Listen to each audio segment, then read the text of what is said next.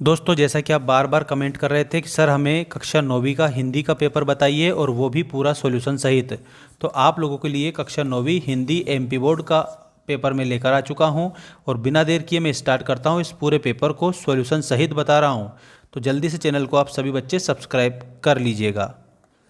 ये रहा आपका पहला प्रश्न है, रसखान किस काल के कवि हैं? तो रसखान भक्ति काल के कवि हैं, इसमें भक्ति काल लिख देना। दूसरा है, कवि को कोयल से ईर्ष्या क्यों होती है? क्योंकि स्वतंत्र है कोयल। पाहुन आए, पाहुन जो आए हो में अलंकार है, तो उत्प्रेक्षा अलंकार है आपका, ठीक है। और अगला देखिए, पंत जी कवि हैं। पंत जी दोस्तों छायावाद के कवि हैं, ठीक है। तो छायावाद के कवियों में प्रसाद, पंत, निराला और महादेव वर्मा हैं। रामचंद्रिका के रचयिता हैं केशवदास। तो रामचंद्रिका के रचनाकार कौन हो जाएंगे? केशवदास हो जाएंगे। तो आप लोगों को सबको केशवदास लिखना है। दोस्तों सभी बच्चे चैनल को सब्सक्राइब जरूर कर लेना, क्योंकि मैं 100% असली पेपर बताता हूं जो परीक्षा में छपते हैं। इसमें से 100% क्वेश्चन आंसर आएंगे, ठीक है। चलिए अगला क्वेश्चन देखते हैं। निर्गुण भक्ति धारा को विभाजित किया है, तो 2 भागों में विभाजित किया है, ठीक है। एक तो है प्रेमाश्रयी और एक है आपका ज्ञानाश्रयी, ठीक है। ये 2 प्रकार की धाराएं हैं। अब रिक्त स्थानों की पूर्ति कीजिए वाला क्वेश्चन देख सकते हैं आप सभी। ये रहा आपका रिक्त स्थानों की पूर्ति कीजिए का पहला क्वेश्चन। किसने वात्सल्य का कोना कोना झांका है? तो इसमें आपको सूरदास बताना होगा पहले क्वेश्चन के आंसर में। 2 बेलों की कथा कहानी के माध्यम से लेखक भारतीय लोगों को क्या दिखाना चाहते हैं? तो इसमें परतंत्रता दिखाना चाहते हैं। जीवन शैली का अर्थ क्या है?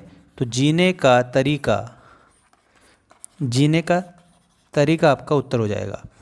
प्रेमचंद के फटे जूते व्यंग्य निबंध है।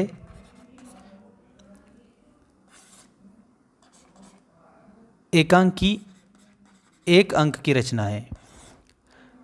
रीढ़ की हड्डी की रचना है। तो इसमें आप लोगों को क्या याद रखना है? जगदीश चंद्र माथुर याद रखना रहेगा। जगदीश चंद्र माथुर, ठीक है। अभी आप सभी बच्चे स्क्रीनशॉट इसका जल्दी से जल्दी ले लीजिएगा। अब ये जोड़ी है आप लोगों की, देखिएगा जोड़ी। पहला प्रश्न इसमें ये रहा। पंचवटी दोस्तों ये आपका खंडकाव्य है। महाकाव्य में आपको कामायनी बताना है। काव्य की शोभा बढ़ाने वाले तत्व दोस्तों अलंकार कहलाते हैं। आभूषण का मतलब भी अलंकार होता है। श्लेष का मतलब होता है चिपका हुआ।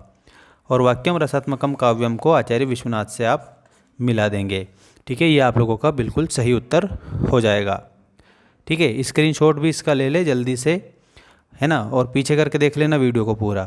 क्वेश्चन नंबर 4 है आपका, एक शब्द एक वाक्य में उत्तर लिखिएगा। पहला प्रश्न देखिएगा यहाँ पर, रामस्वरूप एवं गोपाल प्रसाद किस जमाने के बुजुर्ग हैं? तो इसमें आएगा प्राचीन जमाने के।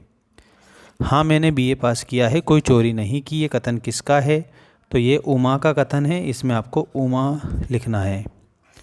मेरे संग की औरतें की लेखिका कौन है? साथियों इसमें मृदुला गर्ग आपको लिखना रहेगा सभी बच्चों को। रामस्वरूप अपनी बेटी को क्या पढ़ाना चाहते थे? तो वो बीए पढ़ाना चाहते थे। परदादी की बातें सुनकर चोर का हृदय परिवर्तित हो गया, बिल्कुल सत्य बात है। तो इसमें आपको लिखना सत्य, मतलब हाँ लिख देना बस इसमें। तो अग्नि का पर्यायवाची क्या है? तो अग्नि का पर्यायवाची होगा आग, ठीक है। आग लिख देना। और आग के अलावा कृषाणु भी आप लोग लिख सकते हैं, ठीक है। दोस्तों टेलीग्राम को ज्वाइन कर लेना। टेलीग्राम की लिंक मैंने डिस्क्रिप्शन में डाल दी है। देखिएगा ट्रू एंड फॉल्स लिखिएगा। पहला, अध जला में अध उपसर्ग है, ये बात आपको सही बताना है। यथाशक्ति अव्ययभाव समास है, ये बात भी आपका इसमें सही हो जाएगा। संस्कृत से जो के लिए गए शब्द तद्भव कहलाते हैं, ये आपका असत्य होगा, बिल्कुल गलत। गले का हार होने का अर्थ बहुत प्रिय होना है, तो ये बात इसमें आपको सत्य लिखना है।